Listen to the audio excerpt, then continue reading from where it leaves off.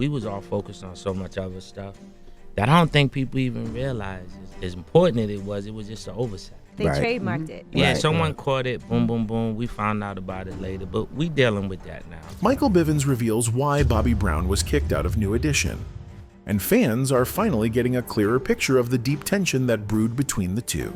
I didn't get into really heavy drugs until I met Whitney, but it destroys people. Bobby Brown's wild, rebellious nature clashed with Michael Bivins' vision of a disciplined, team-focused group. While Bivins tried to keep New Edition grounded, Bobby's flashy solo career and headline-making behavior often stole the spotlight, creating tension. Nobody got hit, but all I heard, gun, and all you had to tell me was gun. My ass was gone. His struggles with addiction, crack, heroin, cocaine, and alcohol only made things worse. Over time, his legal troubles and personal chaos forced the group to make a hard decision: let Bobby go or risk losing everything. Let's delve deeper. Michael Bivins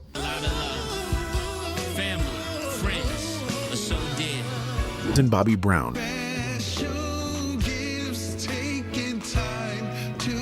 were both original members of the famous R&B group New Edition. But even though they started as close friends and worked together in the same group, trouble started between them in the late 1980s. At that time, Bobby Brown wanted to do things on his own. He left the group and started his solo music career.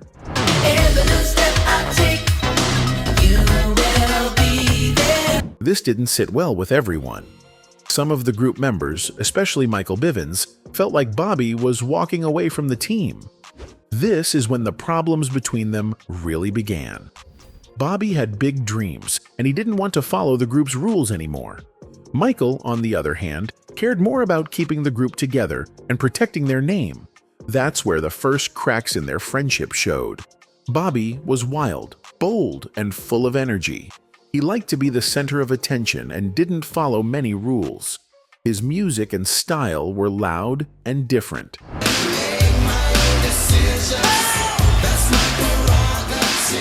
Michael Bivins was very different from Bobby. Michael thought more like a businessman. He wanted to make smart moves and help the group grow as a whole. So, when Bobby started getting more popular as a solo singer, Michael may have felt pushed to the side. Bobby's fame grew fast, and people started paying more attention to him than the rest of New Edition. This made things worse between the two. Bobby's image was more risky and sexy, while Bivins kept things cleaner and more focused on the group. They simply had very different goals and ways of doing things. He also started skipping shows, smoking marijuana, and even threw a microphone at Michael Bivins during a performance in 1985. Bobby later said, "I was tired of the teeny bop thing. I wanted to grow as a performer and as a man." Other group members felt frustrated too. Ralph Tresvant shared how Bobby stopped showing up for important events like Soul Train or Solid Gold. These were big moments for the group, but Bobby seemed to care less about them. Ralph said he just started doing Bobby Brown stuff.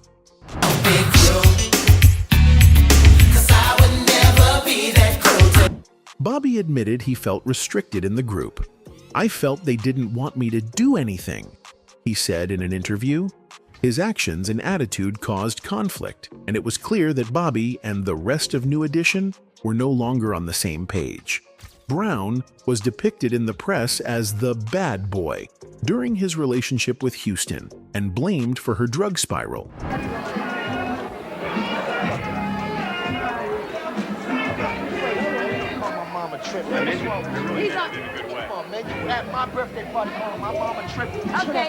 However, he said the greatest love of all singer with the angelic voice was the more experienced drug user when they got together, which he came to find out on their 1992 wedding day. On the day Bobby Brown was getting married, he was not excited like most people would be. Instead, he was scared, so scared that he locked himself in the bathroom. He was shaking, nervous, and didn't know if he was making the right decision. While hiding in there, he started drinking alcohol, smoking, and even sniffing cocaine. He was trying to calm himself down, but it was making things worse. The pressure of getting married and starting a new life felt too big for him. Luckily, his close friend at the time, Alicia Etheridge, talked to him through the door. She calmed him down, told him everything would be okay, and helped him find the strength to come out of the bathroom. When Bobby finally stepped out, feeling a little better and ready to get married, he saw something shocking. His bride-to-be, Whitney Houston, was doing a line of cocaine. Bobby had never seen her do that before. Even though he had just done it himself, seeing Whitney do it for the first time made him freeze. He said it surprised him because he thought she was clean, but at the same time, it made him feel like they had something in common. He felt closer to her in a strange way. He thought, maybe we understand each other more than I thought. I didn't get into really heavy drugs until I met Whitney, but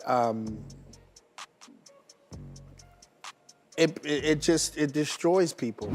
Bobby shared that he was new to using cocaine back then. He had just started. But Whitney, according to him, had been using it for a long time. This made a difference between them. She was more experienced with drugs, while he was still learning how deep it could pull someone in. At first, their life together didn't seem so bad.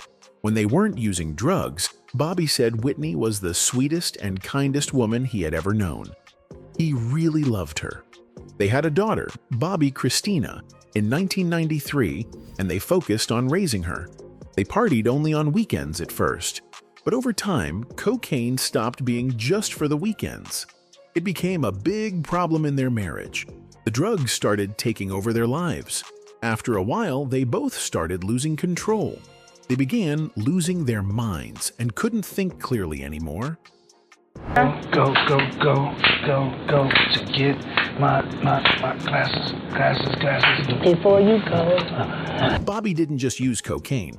He started using other dangerous drugs too. He began smoking heroin and crack cocaine. Sometimes he even mixed crack with marijuana. This is very dangerous and can ruin your health fast. Bobby explained that being an addict is one of the hardest things in the world. He said most people don't even know they are addicts until it gets really bad. You keep using the drugs and thinking you're okay until your life starts falling apart. He said addiction doesn't happen all at once. It sneaks up on you and keeps getting worse until you feel stuck and hopeless. It destroys people. It destroys so many people out there. One of the worst times in Bobby's life was when he went on tour with New Edition in 1997. The group had reunited and was trying to bring back the old days. Whitney Houston joined them on the road. But Bobby was using so many drugs at that time that he couldn't think clearly. He said he got so high one day that he thought Whitney was trying to kill him. He got paranoid and scared. He kicked everyone off the tour bus, pulled the bus over, and ran into a field while holding a gun. He had a .357 Magnum in one hand and had drugs, cocaine, crack, and weed in his pockets. He was yelling, "They're trying to kill me!" A man who owned the land came outside with a shotgun, ready to protect his property. Bobby was out of control. After that crazy night, Bobby left the tour. He said it was one of the lowest points in his life. His health was also suffering because he had a breathing problem, and the drama made it worse. But even that was not the lowest point of Bobby's life. That came in 2000 when he was sent to jail in Florida. He had broken the rules of his probation from a drunk driving case that happened 4 years before. He spent 65 days in jail. When he entered, he was still using drugs. But while he was locked up, he had no access to drugs. By the time he came out, his body was clean. He felt stronger. He said he didn't want drugs anymore. That's when he realized he had changed. He was proud of himself for getting clean. But his problems with Whitney got worse at that point. When Whitney picked him up from jail, there were drugs in the car. Bobby saw them and said no. He didn't want to go back to using. That's when he really understood he was in a different place now. But Whitney hadn't stopped using. Bobby said he wanted her to be sober like him, but it was hard. They started to grow apart. It's hard to stay together when one person is trying to get better and the other is still struggling. Bobby said it hurt a lot because he wanted to help her, but they couldn't fix it together. Even though Bobby was done with drugs, he started drinking more alcohol. He became addicted to drinking. So even though he was sober from drugs, he was still fighting another addiction. He believed that he and Whitney could have stayed together if it wasn't for the drugs. He truly felt that drugs had destroyed what they had. Bobby wanted people to know that he loved Whitney. He also wanted to clear up a big lie that many people believed. Now, can I ask you something? Yeah, please do. I'm gonna step out because my wife speaks different. I think it's very special, and I thought this would be a very special time for my husband. People thought Bobby used to beat Whitney. In 2003, Bobby was charged with hurting her. She had a bruise and a cut on her face. But Bobby said it wasn't what people thought. He said he never meant to hit her. He explained that he was in a fight with a drug dealer and Whitney got in the way. His hand hit her by accident. He said it was the worst day of his life. He never wanted to hurt her. He said he felt terrible about it and still wishes it didn't happen. But he said he never, ever beat her on purpose. In 2006, Whitney decided to leave Bobby. She filed for divorce. The divorce was final in 2007. Bobby came into the marriage with $55 million. Whitney's father even made Bobby show him his bank account before they got married. But when they divorced, Bobby walked away with nothing. He didn't take any money, cars, or even the house. He left it all behind, including custody of their daughter, Bobby Christina. He moved to Los Angeles and lived in his car. He parked outside Alicia Etheridge's house and stayed there until the divorce was final. She later became his wife in 2012. Alicia had been his friend for a long time and later became his manager. We hit it off. We became friends first and then lovers later. You know what I'm saying? You know how to put it down. You know what I'm saying? I got to put it down. He's ridiculous. In 2012, something very sad happened. Whitney Houston died. She drowned in a hotel bathtub. So far, police and the coroner are refusing to offer details about what may have caused her tragic death. The cause of death was heart disease and cocaine use. Bobby found out while he was on tour with New Edition. When he got off stage, his bandmates told him. Bobby broke down crying. He said he couldn't believe it. It hurt so much. He said it was the worst moment of his life. He wished he had been there for her. He believed that maybe if they had stayed together and helped each other, she would still be alive. But by then, it was too late. Now Bobby Brown is living a different life. He has been sober from drugs for 20 years and sober from alcohol for 2 years. He has a new show called Bobby Brown, Every Little Step. It shows how he lives now with his wife Alicia and how he deals with losing Whitney, Bobby Christina, and his son, Bobby Jr. The show airs every Tuesday night. It's about healing, family, and moving forward. Okay, we're sticking with our salads. Yeah, well played, well done. World. So, you're in the studio while you're out here? Yeah, I've just been trying to work on this music. But Bobby also had drama with his old group, New Edition. After he and Michael Bivins gave interviews, fans noticed they were making comments about each other. They didn't say bad things directly, but people could tell they weren't getting along. Some fans even believed that their songs had hidden messages meant to diss each other. Every time New Edition tried to come back together, Bobby and Michael's problems made things harder. There were fights, delays, and breakups. During a tour, things went really bad. Bobby was doing a solo part of the show and stayed on stage longer than he should have. Michael and Ronnie DeVoe didn't like that. DeVoe tried to pull Bobby off stage and they started fighting. Bobby dropped his microphone and punches were thrown. The security teams tried to break it up, but someone fired a gun. The show was stopped and fans were scared. After that, Bobby and Bivins left the tour. The rest of the group finished the shows as a smaller group with just 4 members. Bobby later said he had been drinking a lot on the tour, which made things worse. Nobody got hit, but all I heard, gun, and all you had to tell me was gun. My ass was gone. In 1987, Johnny Gill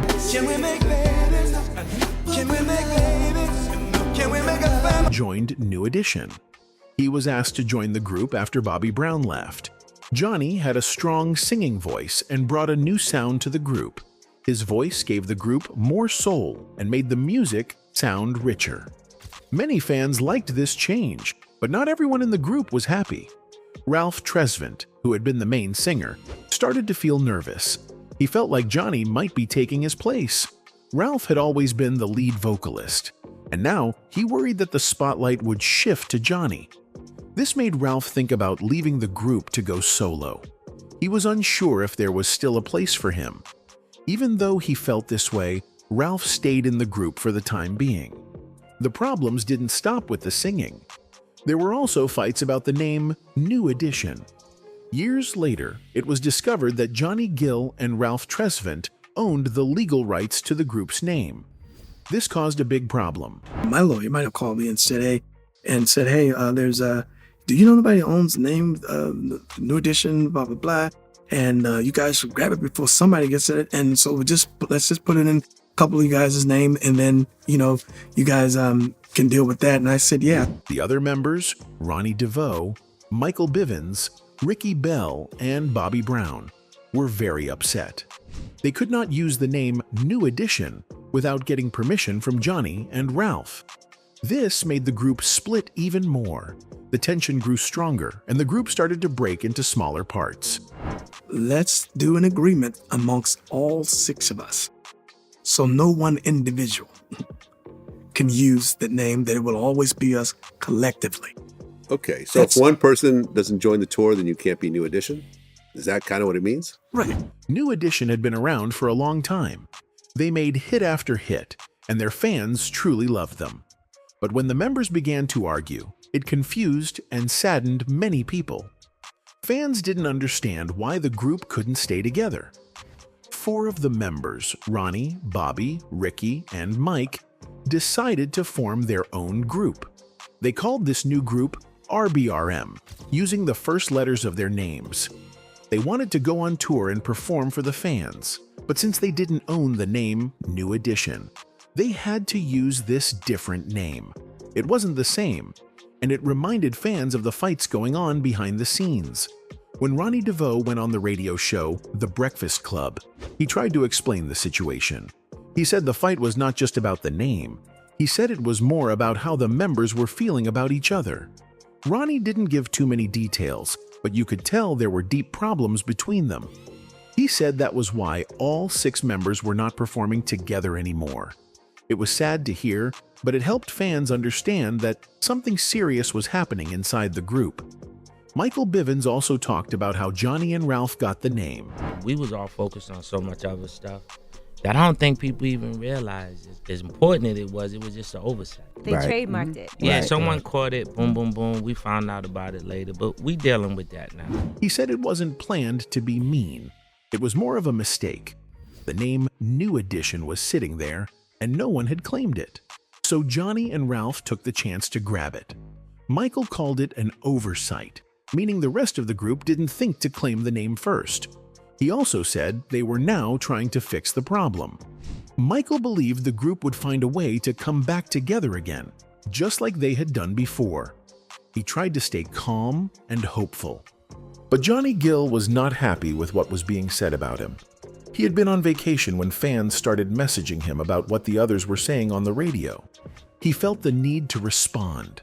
Johnny went on social media and wrote a long message to explain his side of the story. He said the fight wasn't about keeping the name from the others.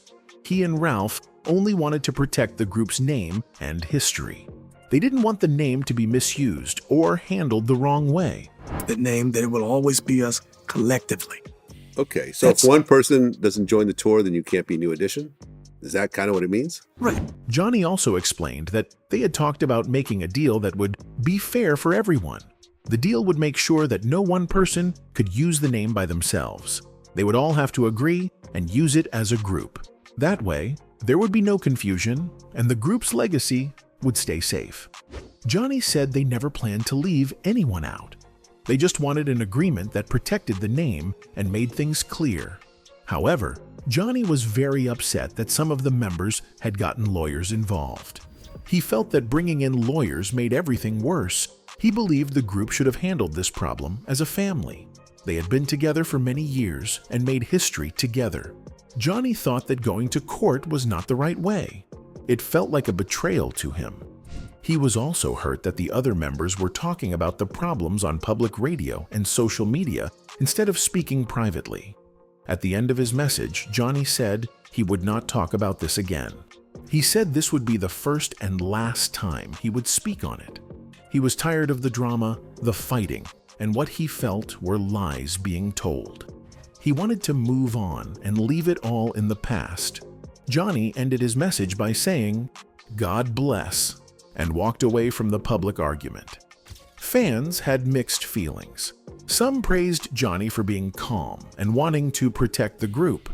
Others were angry because they thought he had no right to own the name since he joined the group after it started. Another problem the group faced was bad management. In the early years, the group was managed by a man named Gary Evans. But later, the members felt that he was not doing a good job. They believed he cared more about himself than the group. They felt he was making choices that helped him but hurt them. Because of this, they decided to let him go. It was another hard moment in the group's history, but they knew they had to move forward without him. There was also a personal struggle going on that fans didn't know about for a long time. Ricky Bell, one of the members, was battling a serious addiction. It took me probably 16 years of going in and out of different rehabs or, back and forth from sober to, relapsing. For many years, he kept it private. But in 2017, when the BET show The New Edition Story aired, fans found out the truth. It shocked many people.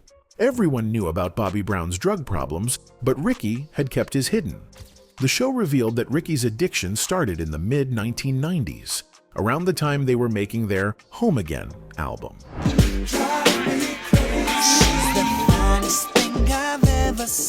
Before this, Ricky had tried smoking marijuana and using some other drugs. But things got worse when he met his wife, Amy Correa. She introduced him to ecstasy.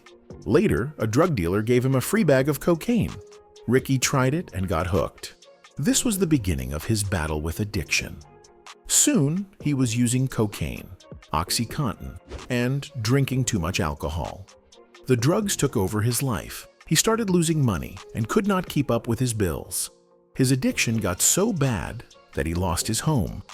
He began selling everything he owned just to buy more drugs. Ricky's life reached its lowest point when he overdosed. One night, his wife Amy found him passed out in the bathroom. He could have died, but luckily, she found him in time. This scary moment made Ricky realize he needed help. He decided to go to rehab and fight to get better. It was a long and hard road, but he worked through it. It was really hard. I mean, as difficult and painful that you would think or imagine, it was all of that because it's someone you love, and when you put drugs in the picture, at any point in time, he can go to jail, he could get hurt, and he could die. Today, Ricky Bell is clean and living a better life. He has been married to Amy for almost 15 years, and they are still together. He shared his story because he wanted to help others who were going through the same thing. On social media, he wrote a heartfelt message.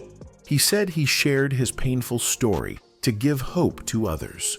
He wanted people to know they are not alone. He told them to hold on and keep fighting because he would be there with them in spirit. He ended the message by saying, "God bless us all." For Ricky, the drugs had turned him into someone he didn't want to be.